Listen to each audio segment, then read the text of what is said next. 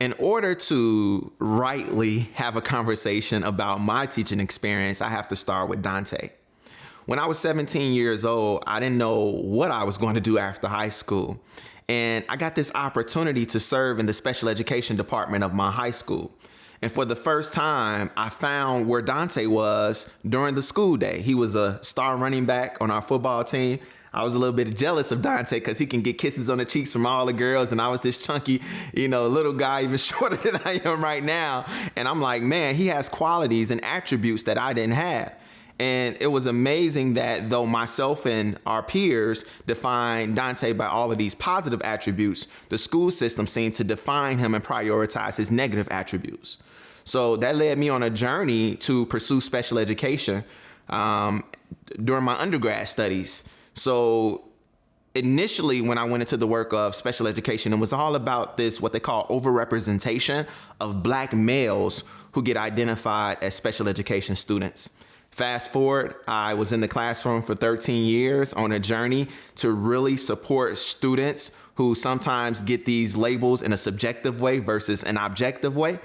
And during the 2017-2018 school year, I literally hit a wall, not in a physical sense, but in a spiritual, mental, psychological, in that sense, because it's just like, man, Damien, you're having great impact upon one school building. By that time, I had served pre-K all the way through 12 in my education experience as a special education or diverse learners professional.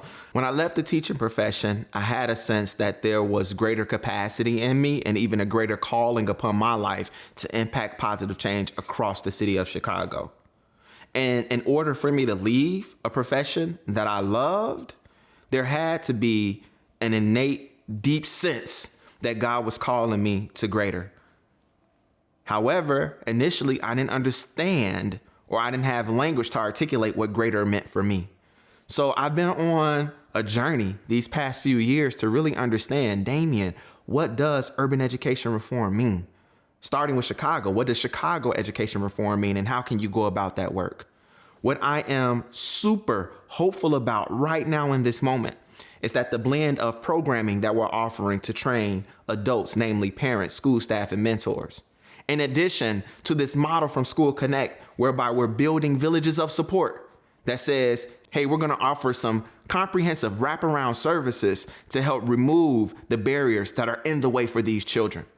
And I just believe the more we continue to lean into this model for village of support building, and then also this programming that's doing social and emotional learning work in schools, that this can bring positive change in our city. And it has me really hopeful.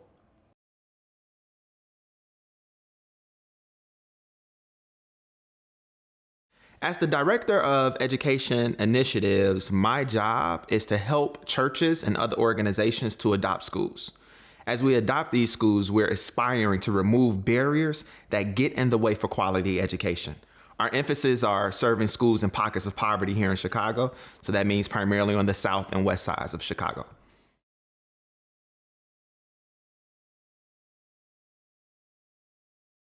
So currently, we are offering direct services in 40 schools. But when you add on our nonprofit partners who are reaching out to us, asking us to help mobilize churches and other organizations, we have over 70 schools that are a part of our network. This year, we have offered training that has impacted over 383 adults. Over 3,200 students this school year are currently being impacted by our work.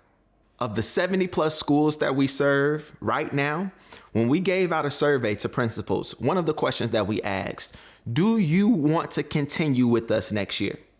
Of all of the respondents of that survey, 100% for that particular question said, we want to continue with Together Chicago next year. And I think that speaks volumes. We have to be doing something right if folks are saying, we want you in our school building again. Secondly, another question we asked was, would you be willing to introduce us to another principal or another school leader in Chicago? 100% of those leaders responded yes, and actually on the next line gave a recommendation for other leaders that we should be meeting.